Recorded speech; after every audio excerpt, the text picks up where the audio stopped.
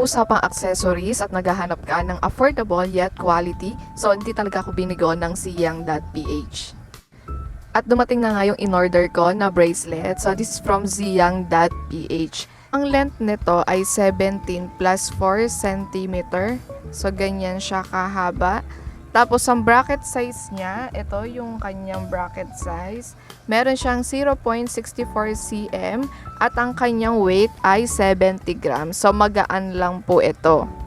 Kung magtatanong kayo kung adjustable, yes, adjustable po siya. Simula dito hanggang dito ay pwede niyo siyang ilagay. Kaya adjustable, check. Pwede for men and women, check. Kung nagtatanong kayo kung non-tarnish, yes po, check na check.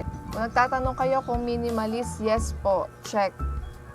18K gold-plated fashion jewelry, yes po, check na check. At kung nagtatanong kayo kung merong box, yes po, meron siyang box. Kaya secured siya kapag dumating sa inyo. At syempre, very affordable kasi 159 pesos ay meron na kayong ganitong kagandang bracelet.